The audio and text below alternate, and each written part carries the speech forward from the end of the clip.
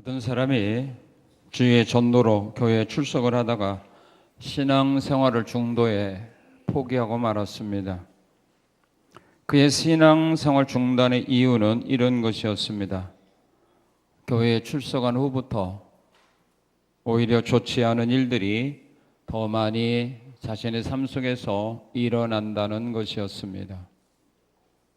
그래서 더 이상 신앙생활을 계속할 수 없다는 것이었습니다. 그 사람은 신앙을 현실에 안주하는 것으로 잘못 생각하고 있었던 것입니다. 신앙생활은 현실에 안주하는 것이 아니라 현실과 부딪혀서 이기며 앞으로 나가는 것이 신앙생활입니다. 예수님은 십자가와 부딪혀서 피를 흘려 죽었지만 사흘 만에 다시 살아나셨습니다. 모세는 홍해를 만나게 되었을 때에 백성과 더불어 앞으로 나가지 못하고 기도만 하고 있었고 말만 하고 있었고 또 어떤 사람들은 원망과 불평만 하고 있었습니다. 그때 하나님은 그 모세와 백성들에게 그렇게 말합니다. 피하여 다른 길로 가라고 한 것이 아니라 앞으로 나가게 하라. 그들이 홍해를 피하지 않고 앞으로 나갈 때에 하나님은 동풍을 불게 하여 길을 만들어 건너게 하셨던 것입니다. 이스라엘 왕과 군사들은 거인 골리앗을 만났을 때 피하여 숨었습니다. 그러나 다윗은 앞으로 나가게 되었습니다. 그 결과 골리앗 앞에서 피한 사람들에게 승리를 준 것이 아니라 앞으로 나갔던 다윗에게 골리앗을 맡겨주셨던 것입니다. 신앙인의 충돌은 분쟁을 만드는 절망적인 몸부림이 아니라 소망을 품고 부딪히는 거룩한 행위라고 하는 것을 우리는 잊어서는 안 됩니다. 신앙은 자신에게 주어진 하루의 삶 속에서 일어나는 모든 것들과 싸움을 피하지 않고 부딪혀서 이기는 것이 신앙생활입니다. 교회만 다니는 것이 신앙생활이 아니라 교회 와서 헌신하고 충성하고 예배하고 찬양하는 것만이 신앙생활이 아니라 자신의 삶 속에서 자신이 만났던 어려운 문제들과 부딪혀서 싸워서 이기는 것, 이게 진정한 신앙생활입니다.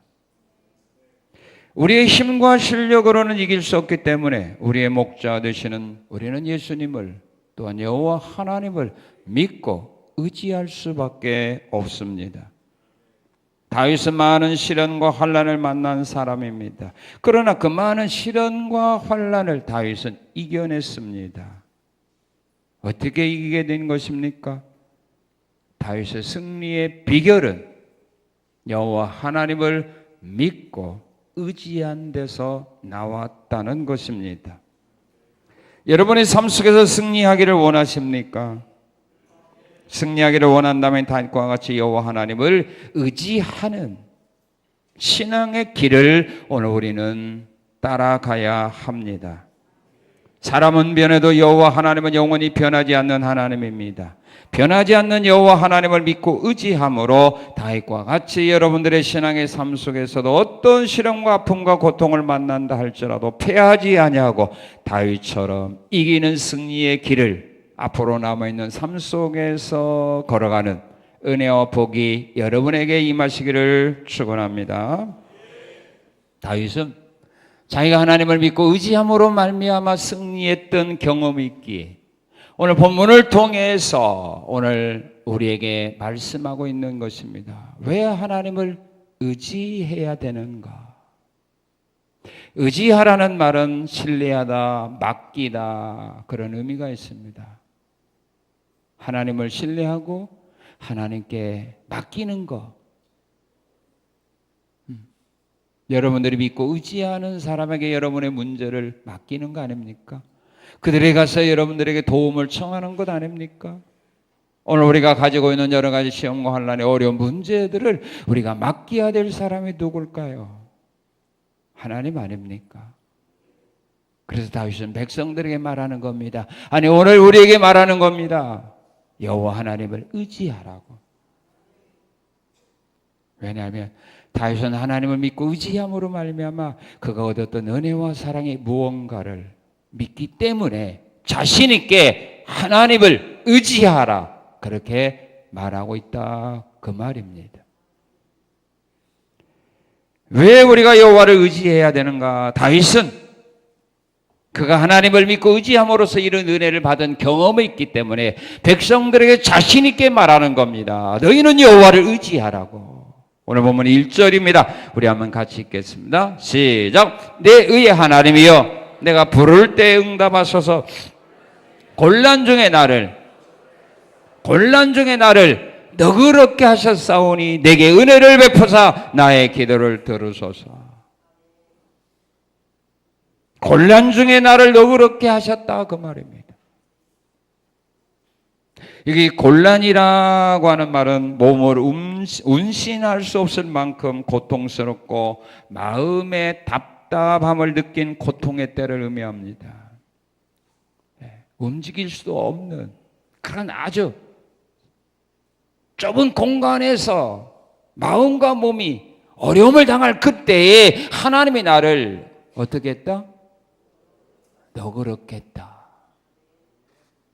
여기 너그럽게 했다라고는 언어의 뜻은 넓게 하셨다, 공간을 만들어 주셨다는 그런 뜻입니다. 운신할 수 없는 작은 공간에서 내가 마음과 육체가 고통을 당하고 있을 때에 움직일 수 있을 정도로, 숨을 쉴 수 있을 정도로 공간을 넓게 만들어 주셨다,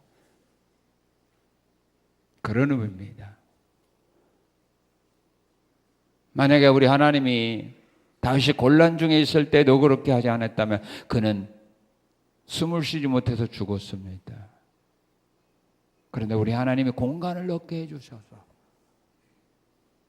숨쉬게 만들어줬다. 그래서 내가 지금 살아있다, 그 말입니다. 그 하나님에게 너희는 믿고 의지하라는 말입니다. 다윗은 어려운 곤란을 만든 때가 있었어요. 그때 만약 우리 하나님이 다윗을 너그럽게 하지 않았다면 그와 그 가정과 그 나라는 망했습니다. 그런데 다윗이 곤란 중에 어려움을 겪고 있었을 때 하나님은 그를 너그럽게 해줬기에, 그의 공간을 넓게 해줬었기에, 살 수 있는 그런 길을 만들어 주셨기에 다윗도 그 가정도 그 이스라엘 민족도 무너지지 않고 살아왔다, 그 말입니다. 다시 만난 곤란이 어떤 곤란이었는가? 남의 아내를 빼앗은 죄로 인하여 가정에 환란이 일어났을 때에 우리 하나님은 다윗을 너그럽게 했습니다. 다윗이 우리아의 아내를 강간하고 그 죄를 숨기기 위하여 그의 우리아를 전쟁터에서 죽게 만들죠. 그 죄로 인하여 하나님이 다윗에게 진노합니다. 그렇지만 우리 하나님은 다윗을 죽이지는 않았습니다. 10계명 가운데 제 6계명이 뭡니까? 6계명이 뭐예요? 살인하지 말라. 7계명은 두 개 다 범했죠. 그럼 죽어야 돼요. 다윗은 살인자입니다. 다윗은 간음한 사람입니다. 그럼 죽어야 돼요. 근데 하나님이 더 그렇게 해줬어요. 그래서 살아난 겁니다.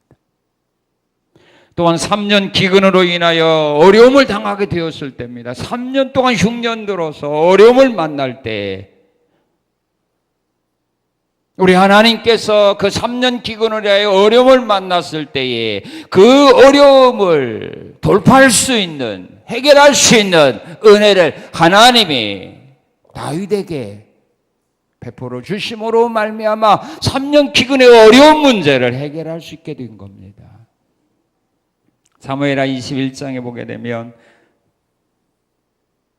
사울왕이 기브온 사람을 죽인 일로 인하여 하나님이 진노하사 이스라엘 백성 가운데 기근이라고 하는 무서운 형벌을 내렸습니다. 그러나 다윗은 그 길이를 알 수가 없었습니다. 그래서 하나님께 기도할 때 하나님이 가르쳐 줍니다. 사울 왕이 기브온 사람을 죽였기 때문에 그 지로 인하여 내가 진노한 거다. 그 사실을 깨닫고 다윗이 기브온 사람들을 불러나다가 우리가 너희에게 잘못한 죄를 어떻게 해야 너희가 용서해 주겠느냐. 그럴 때 기브온 사람들이 말하죠. 사울의 아들들을 우리에게 넘겨달라. 우리가 그들 죽이겠다. 만약 하나님께서 외면했더라면 그들은 기근을 벗어날 길이 없었습니다. 그리고 그 문제를 해결할 수 있는 길이 없었습니다. 그런데 하나님께서 다윗이 3년 기근으로 곤란 중에 빠져 있을 때, 어려움 중에 빠져 있을 때 하나님께서 너그럽게 여기사 그 길을 돌파할 수 있는 길을 인도해 준 겁니다. 그걸 다윗은 체험한 겁니다. 그래서 자신 있게 백성들에게 말하는 겁니다. 나를 곤란 중에 너그럽게 하셨던 그 하나님, 너희는 믿고 의지하고 신뢰하고 나가면 된다 이 말입니다.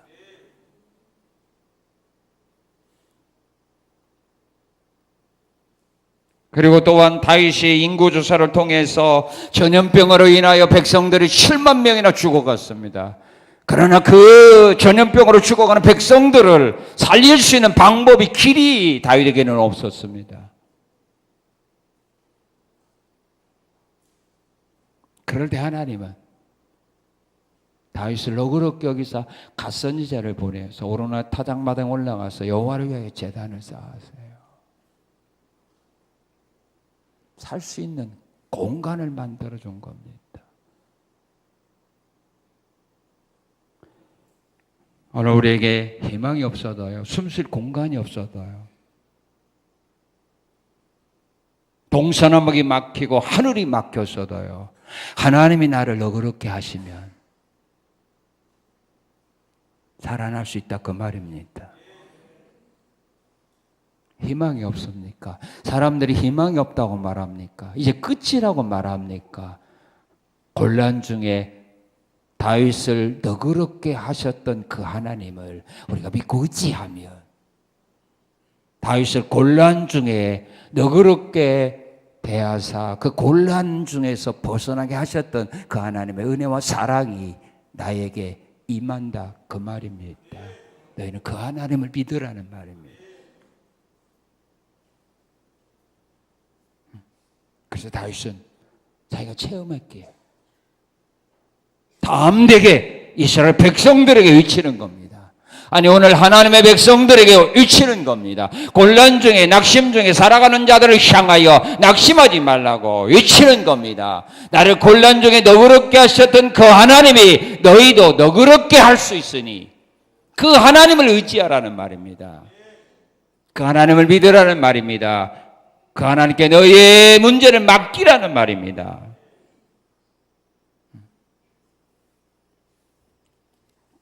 왜 우리가 여호와를 의지해야 되는가? 다윗은 그 하나님을 의지해야 되는 이유를 가르쳐 줍니다. 우리 3절을 한번 읽겠습니다. 3절 시작.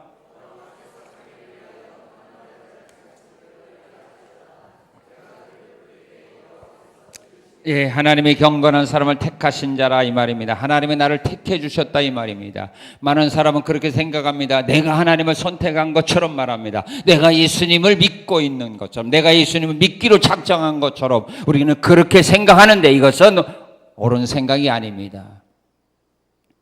우리가 하나님을 택할 수는 없습니다. 우리가 예수님을 선택할 만한 그런 능력, 그런 지혜가 오늘 우리 사람에게는 없습니다. 왜냐하면 에베소 2장 1절에 보게 되면 우리의 영혼은 죄와 허물로 죽어버렸기 때문입니다. 사람이 죽게 되면요 아무것도 못 선택합니다. 살아있을 때는 선택할 수 있지만 죽은 사람이 뭘 선택합니까? 죽은 사람은요 산 사람에 의하여 움직입니다. 자신들이 살아있을 때 자녀들이 유언할 수 있습니다. 나를 화장해달라고. 그래도 살아있는 자녀가 화장 안 하고 매장하면 그는 매장 당할 수밖에 없습니다. 우리 영혼은 죽어버린 겁니다. 죄의 허물로 죽어버린 겁니다. 죽어있는 우리의 영혼이 어떻게 하나님을 선택합니까? 하나님이 우리 영혼을 선택해야 돼.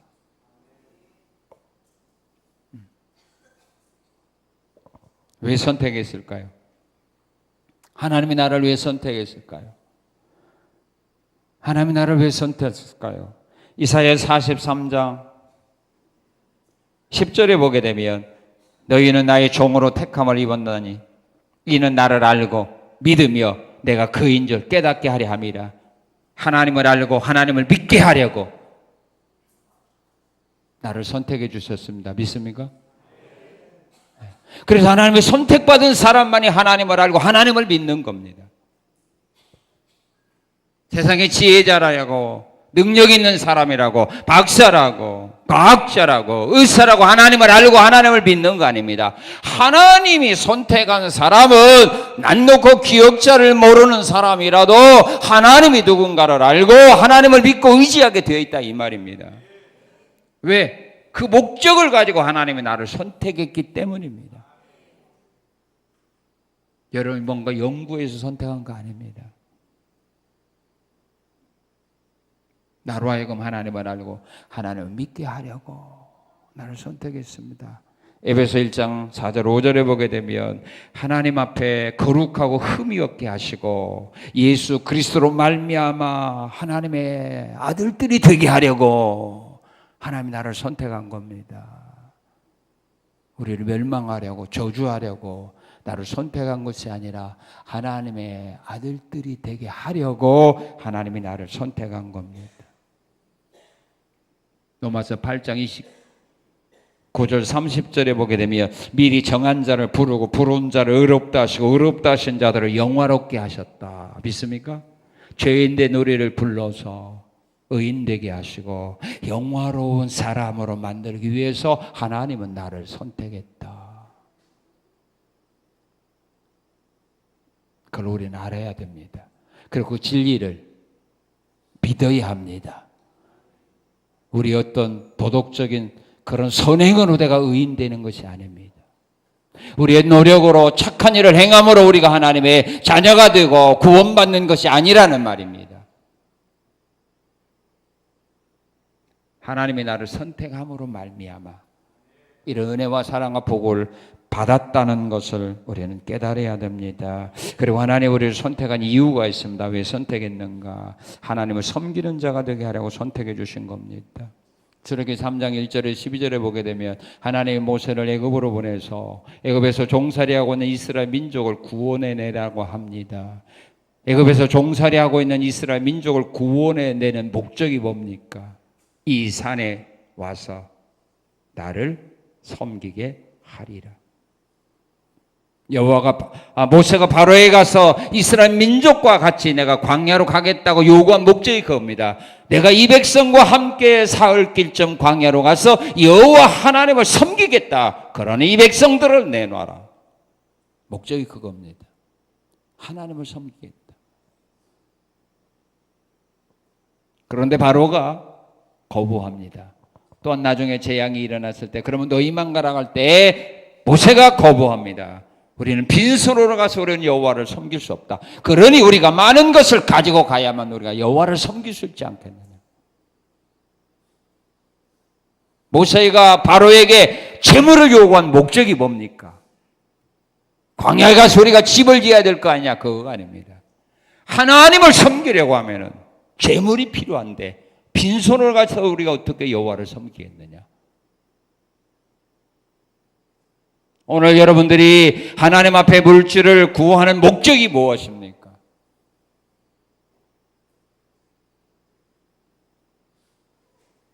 목적이 뭡니까? 자녀 교육 때문에? 병원비 때문에?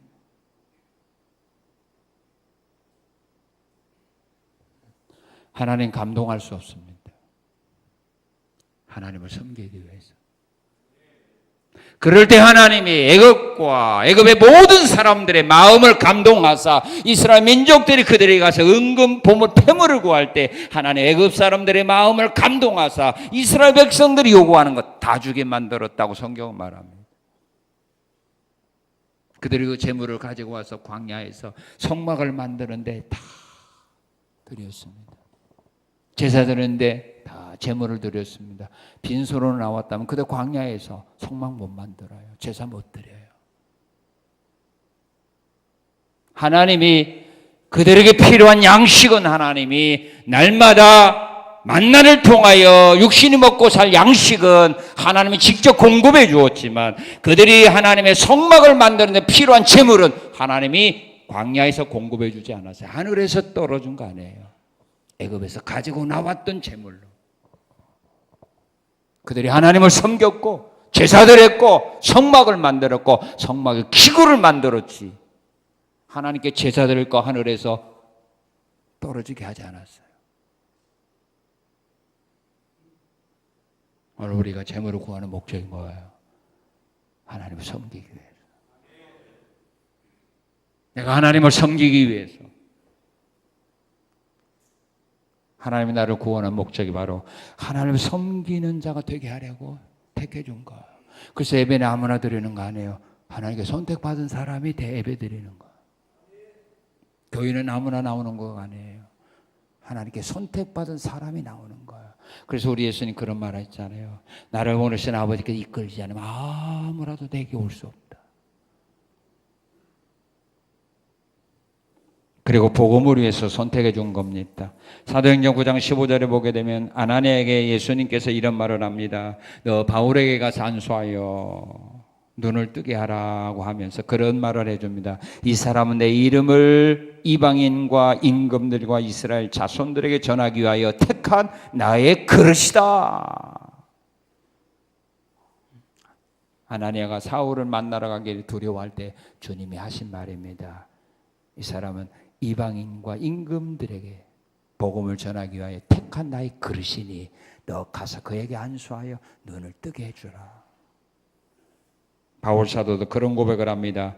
자신은 하나님의 복음을 위하여 사도로 택정함을 받았다고. 우리는 복음을 위해서 하나님이 나를 불러준 겁니다.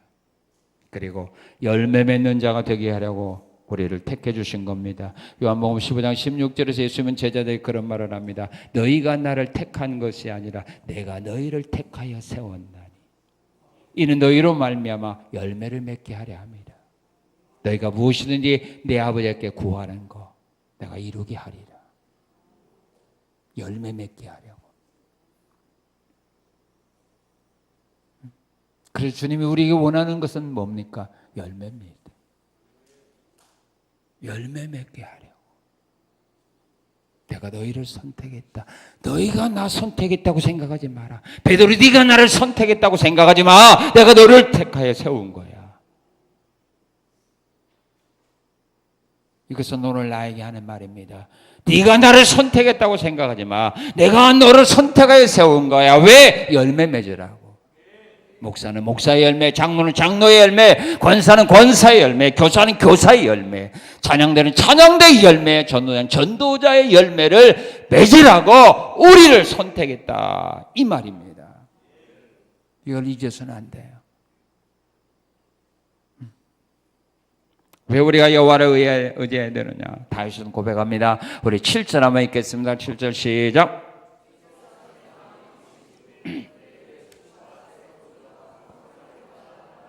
예, 주께서 내 마음에 두신 기쁨은 그들의 곡식과 새 포도주가 풍성할 때보다 더하다. 하나님이 내 마음에 두신 기쁨은 곡식과 새 포도주가 풍성할 때보다 더하다. 세상 사람은 곡식과 새 포도주가 풍성할 때 기뻐하는 것보다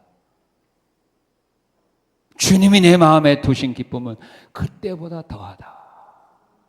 이렇게 고백을 합니다. 하나님 우리 마음에 기쁨을 주신 자이기 때문입니다. 믿습니까? 하나님 우리 마음에 기쁨을 주시는 자예요. 주님이 우리에게 주신 기쁨은 곡식이 풍성할 때보다 일이 잘 될 때보다 더 기쁨이 크다고 하는 것을 다윗은 체험했습니다. 그래서 그 은혜를 너희도 누리라고 이 말씀을 선포하고 있는 겁니다. 하나님 우리에게 주신 기쁨은 어떤 기쁨인가? 세상 사람들은 누릴 수 없는 기쁨을 하나님 우리에게 주십니다. 오늘 우리도 이 은혜를 주님께 구해야 됩니다. 이 은혜를 누리며 앞으로 남아있는 삶을 살기 위해서 여호와 하나님을 의지해야 한다 그 말입니다. 하나님이 우리에게 주시는 기쁨은요, 사람의 노력으로서는 누릴 수 없는 기쁨입니다. 사람들은 고통과 괴로움을 당하게 되면 기뻐합니까? 괴로워하고 슬퍼합니까? 사람의 고통과 괴로움 속에서 기쁨을 누릴 수 있어요, 없어요? 대답을 안 하기 작정한다. 있어요, 없어요? 없죠. 그러니까 우리는 아직도 육에 속한 사람으로 신앙생활을 하고 있다는 증거죠. 육에 속한 사람이에요. 신자답게 못 살고 있는 거죠. 욥은 욥기서 6장 1절에서 10절에 보면 욥은 그렇게 고백을 합니다. 자신이 당하는 괴로움이요, 자신이 당하는 괴로움을 저울 위에 올려놓는다면 바다 모래보다 더 무거울 거다, 그렇게 고백합니다. 내가 현재 당하는 고통과 괴로움을 저울 위에 놓고 달아본다면 바다 모래보다 더 무거울 거다.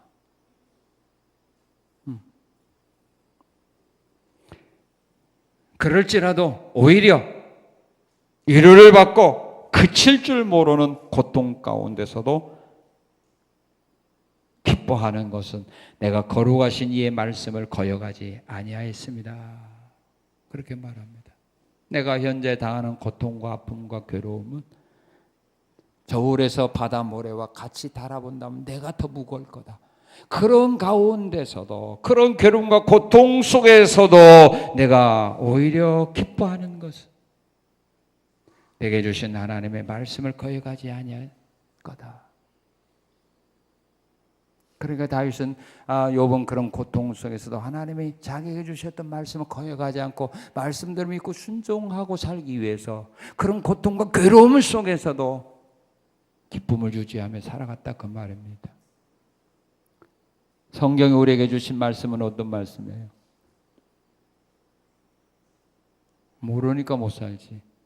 성경이 우리에게 주신 말씀 무슨 말씀이에요? 항상. 컨닝은 잘하네. 눈치는 빠르고 항상 기뻐하라. 이것은 좋은 환경에 있는 사람에게 주신 말씀이 아니에요. 어려움과 고통 속에 있는 사람에게도 이 하나님의 말씀은 주신 거예요. 그러면 우리가 선택하고 믿고 의지해야 될 것은 이 하나님의 말씀인데, 우리는 이 하나님의 말씀이 아니라 내가 당한 현실을 우리는 더 믿고 의지하고 나간다 이 말입니다. 이것이 바로 오늘 우리의 잘못된 어리석은 신앙이라 이 말입니다. 그런데 욥은 그런 상황에서도 하나님이 나에게 주신 말씀을 나는 거역하지 않았다.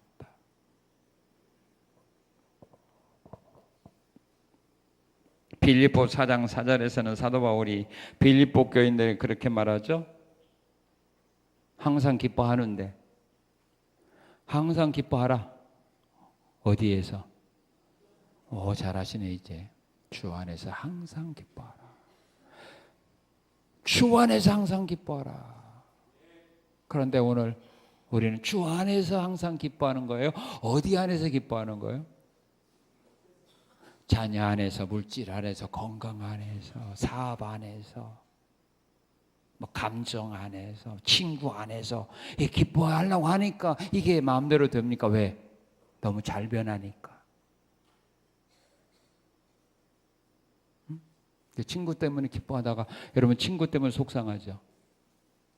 그런 경우 하나도 없네. 친구 잘 됐구만. 부부간에도 마찬가지죠. 남편 때문에 아내 때문에 기뻐하다가 속상하죠. 또 셀 것 같아가지고 옆에 남편 없으면 괜찮아요. 아내 없으면 고자질 안 할게. 성경은 분명히 남편이나 아내나 자식이나 친구나 물질 안에서 기뻐하라가 아니라 주 안에서 기뻐하라고 하는데, 오늘 우리는 주 안이 아니라 이런 데서 기쁨을 찾고 누리려고 하다 보니까 기뻐하다가 원망하다가, 기뻐하다가 감사하다가 슬퍼하다가 불평하다가 막 왔다 갔다 하죠. 천국과 지옥으로 왔다 갔다 하죠. 그런데 욥은 고백하죠. 주님이 내게 주신 말씀을 내가 거역하지 않았다. 이게 바로 하나님이 우리에게 주시는 기쁨 아닙니까? 오늘 우리는 이런 기쁨을 누리며 살기 위해서 우리는 하나님께 은혜를 구해야 됩니다. 이게 신앙생활이에요. 그리고 경제적인 어려움 속에서 누리는 기쁨입니다. 하박국 3장 17절 18절에 보게 되면 하박국 선지자 말하죠. 밭에 소출이 없고 나무에 열매가 없어도, 오양간에 소가 없어도, 우리의 양이 없어도 나는 여호와로 말미암아 기뻐하리라. 이게 바로 주 안에서 기뻐하는 거예요. 나는 여호와로 말미암아 기뻐하고 즐거워하리라.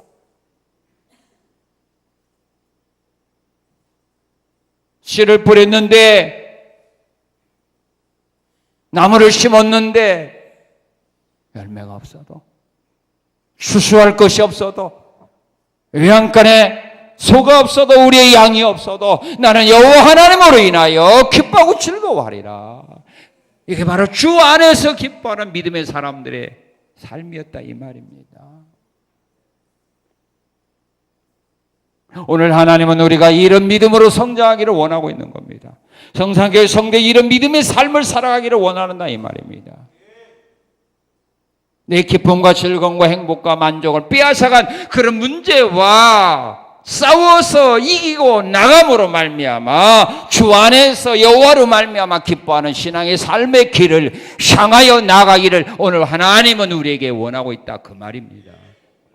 교회 나가 잘 왔다 갔다 하는 사람이 아니라, 와서 충성 봉사하는 이런 사람이 아니라, 우리의 주어진 삶의 현장 속에서 이렇게 어려움과 고통 속에서도 기쁨을 누리며 살아가는 이런 신자가 되기를 원한다 그 말입니다.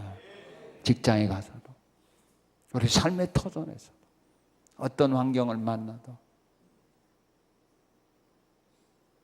그 속에서 변함이 없는 하나님 의지하면서 그 안에서 기쁨을 누리며 살아가는 이런 신앙인의 모습을 오늘 하나님은 우리에게 보기를 원합니다. 이런 열매 맺는 성도가 되기를 원한다 그 말입니다.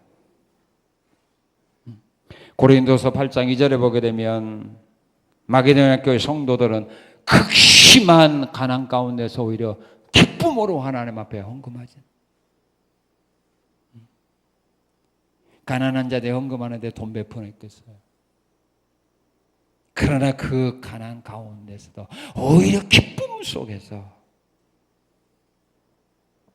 예루살렘 교인들을 돕는 구제에 동참했다 그 말입니다. 나도 힘들고 어려운데 나보다 더 힘들고 어려움 당하는 예루살렘 교회 성도들을 구제하는 헌금에 그들은 그렇게 동참했다 이 말이에요.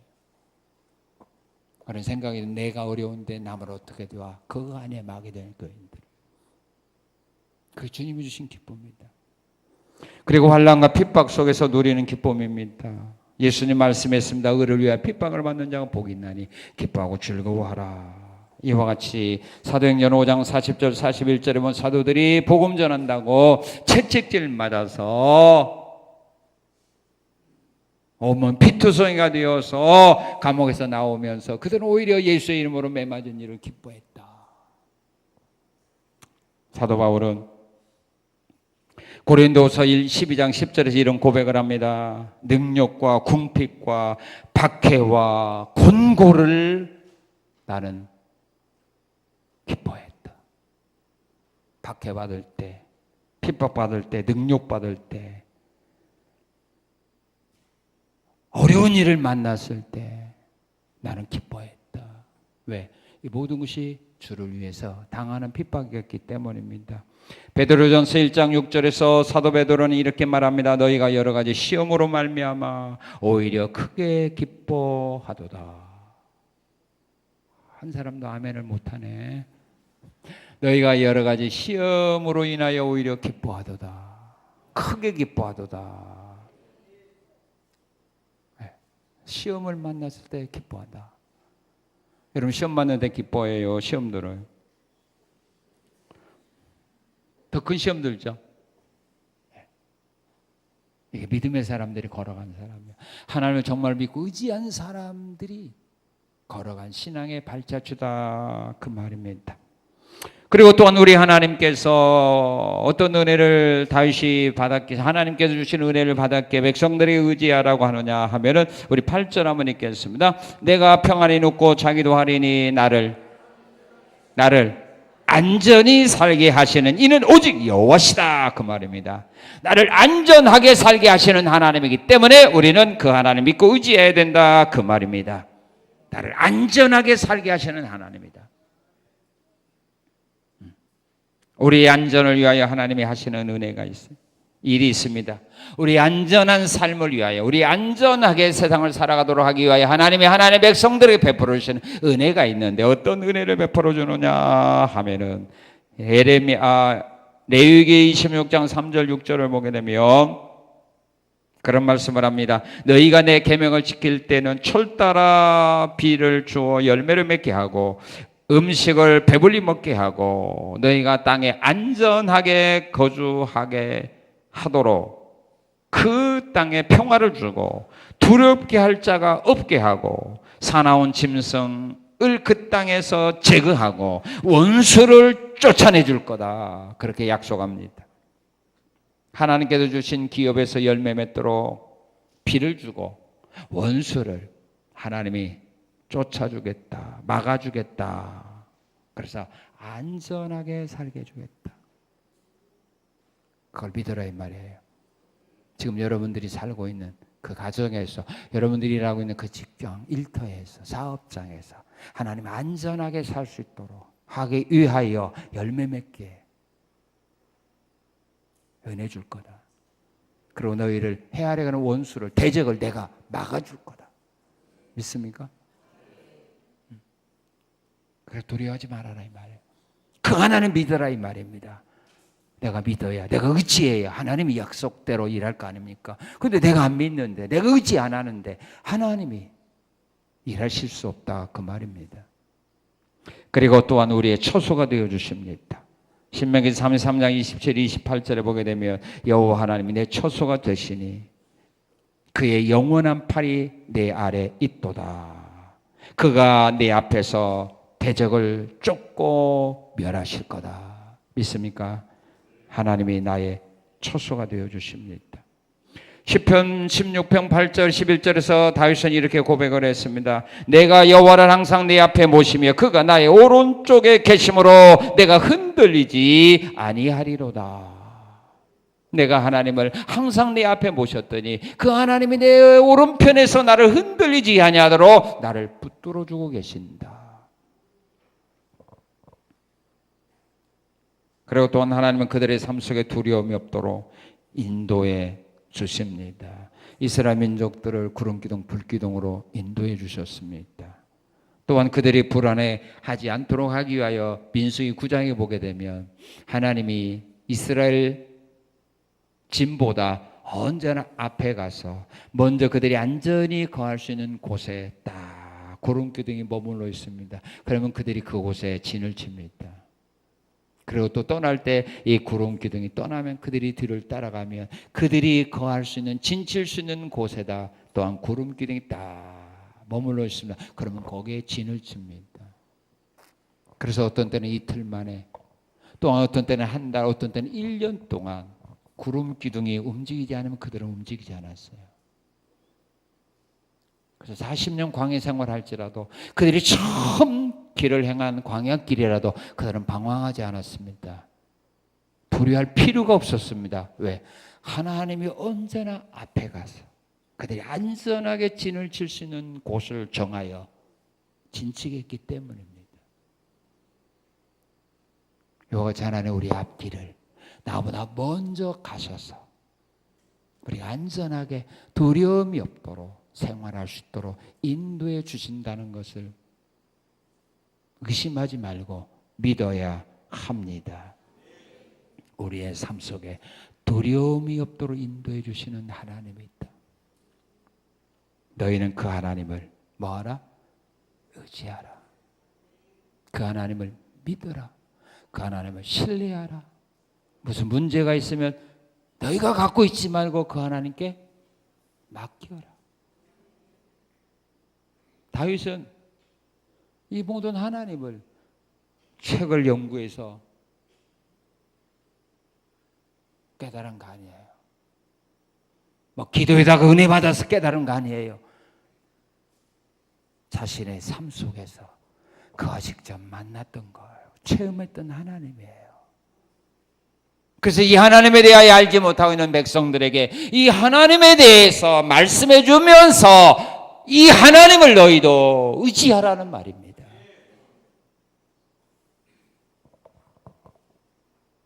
여호와 하나님을 의지하는 사람은 그럼 어떻게 해야 되는가? 이 하나님을 우리가 믿는다면, 이 하나님을 신뢰한다면 우리는 어떻게 해야 되는가?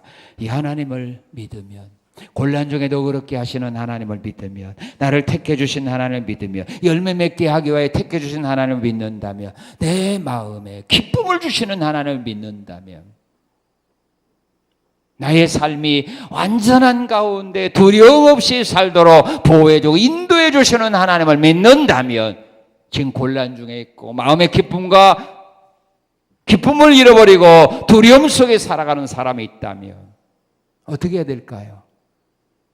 이 하나님을 의지한다면 어떻게 해야 될까요? 자, 우리 1절 읽어봅시다. 1절 시작.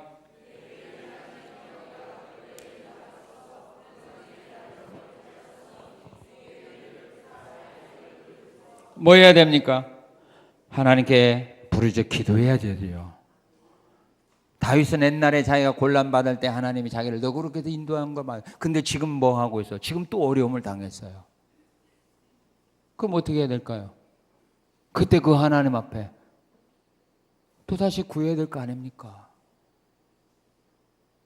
우리가 곤란 중에도 한번 벗어났으면 그냥 영원히 곤란이 없다면 괜찮지만 또 당하잖아요. 그럼 그때 또 우리가 그 하나님을 믿고 그때 나를 곤란 중에 너그럽게 하시는 하나님이 이번에 내가 만난 곤란 중에서 나를 너그럽게 하실 줄로 믿고 또 구해야 될 거 아닙니까? 그래서 다윗은 지금 또 그 하나님께 구하는 거예요. 그때 내가 곤란받을 때 나를 너그럽게 하시던 하나님, 지금 나 공의를 여겨주세요. 내 기도 응답해 주세요. 기도하는 겁니다. 사무엘하 12장에 보게 되면 다윗의 아들이 낳자마자 병들을 때 역시 다윗은 또 하나님께 기도하고 있어요.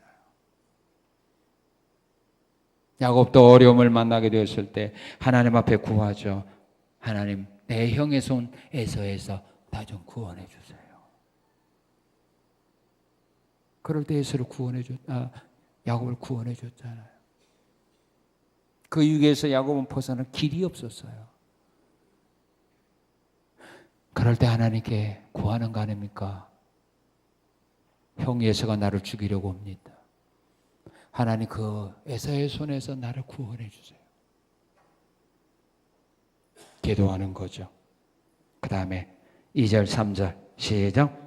인생들아, 어느 때까지 나의 영광을 받고 욕되게 하며 헛된 일을 좋아하고 거짓을 구하려는가 셀라. 여호와께서 자기를 위하여 경건한 자 택하신 줄을 너희가 알지어다. 여호와 하나님을 알라고 우리는 사람에게 바라야 되죠. 우리가 체험했던 이 하나님을 알라고 우리는 사람들에게 전해야 된다, 그 말입니다. 사도들이 그들이 만났던 예수님 전한 거 아닙니까? 옥에 가주면서 매를 맞으면서도 그 하나님을 전한 거 아닙니까? 예수가 그리스도라고 그들이 전한 거 아닙니까? 누구든 예수 믿으면 구원을 받을 수 있다고 전한 거 아닙니까? 우리가 만났던 이 예수, 우리가 체험한 이 예수를 우리는 알지 못하는 사람에게 알라고 전하고 가르치는 겁니다. 우리가 그런 사람들의 도움을 받았기에 우리가 지금 이곳에 나와 예수를 믿고 구원받은 자들로 예배드리는 거지. 여러분 스스로 깨닫고 나온 사람 하나도 없어요. 예수에 대해서 듣지 못했는데 우리가 어떻게 예수를 압니까? 하나님에 대해서 우리가 듣지 못 어떻게 압니까? 누군가 나한테 가르쳐 주었기에 우리가 그 은혜를 통하여 우리가 아는 거 아닙니까? 그렇다면 아직 알지 못하는 사람에게 우리는 이 하나님을 알라고 전하는 겁니다. 그래서 다윗도 우리로 하여금 이 하나님 알라고 시편 4편을 통해서 우리에게 가르쳐주고 있는 겁니다. 다윗이 자기가 이런 하나님을 믿고 체험했을지라도 시편 4편을 기록하지 않았더라면 우리가 어떻게 압니까? 곤란 중에도 어렵게 하시는 하나님 우리가 어떻게 압니까? 무슨 방법을 통하여 압니까? 아는 겁니다. 알라고 전하는 겁니다. 그리고 자, 세 번째 어떻게 할까요? 4절 시작. 너희는 떨며 범죄하지 말지어다. 예, 범죄하지 말아야 되죠. 왜? 범죄하면 하나님이 기뻐하지 않아요. 네. 시편 5장 4절에 보니까 주는 죄악을 기뻐하는 신이 아니다. 그렇게 말합니다. 죄 짓는 거 하나님이 좋아하지 않습니다. 오히려 죄 짓는 사람은 사망에 이른다. 그렇게 말합니다. 죄의 싹은 사망이요. 신명기 28장 15절 이해 보게 되면 죄 짓는 사람에게는 들어와도 나가도 저주가 임하게 한다. 그렇게 하나님 말씀하기 때문입니다. 그래서 다윗은 담대하게 말하면 너희는 여호와께 범죄하지 말아라. 왜? 자기가 범죄함으로 말미암아 당한 일이 있잖아요. 자기가 범죄함으로 말미암아 가정에서 어떤 일이 일어나는가 자기 눈으로 직접 보았잖아요. 자기 범죄로 인하여 아들이 낳자마자 죽게 된 거 자기가 보았잖아요. 정치하면서 그가 범죄함으로 말미암아 그 백성들이 전염병으로 죽어가는 것을 보았잖아요.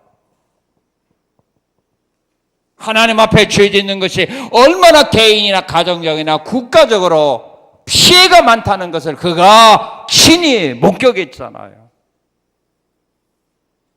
그러니까 그는 백성들에게 말하는 겁니다. 절대로 너희는 죄 지어서는 안 된다. 범죄해서는 안 된다. 모든 걸 다 잃어버린다. 그렇게 다윗은 지금 말하는 거예요. 나 혼자 당했으면 됐지. 너희들도 당하겠냐? 그러지 말아라. 그리고 뭐라고 말합니까? 5절 시작. 의의 제사를 드리고 여호와를 의지하라. 하나님 앞에 의의 제사를 드리라. 그렇게 말합니다.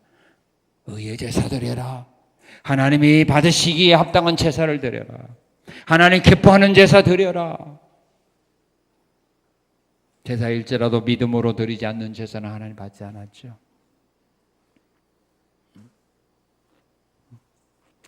예수님은 요한복음 4장 24절에서 말합니다. 하나님 영이시기 때문에 예배하는 자는 영과 진리로 드려라. 그렇게 말합니다.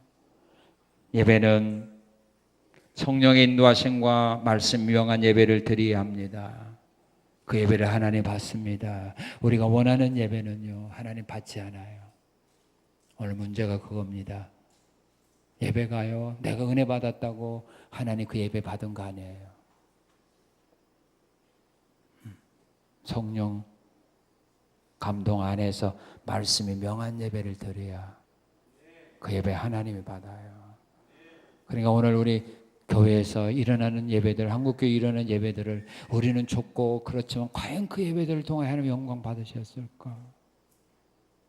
교회에서 행하는 모든 일들을 통해서 우리는 감사하고 우리는 기쁘고 즐거움이 넘쳐가지고 살아가는데 과연 그 교회에서 행하는 모든 일들을 보고 우리 하나님 기뻐했을까? 성전 안에서 사람들이 매매할 때 그들은 좋아해서 왜? 이득이 많으니까.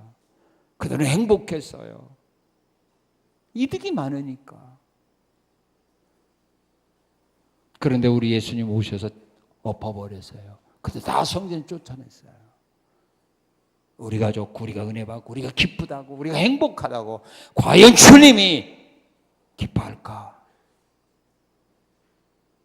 아니에요.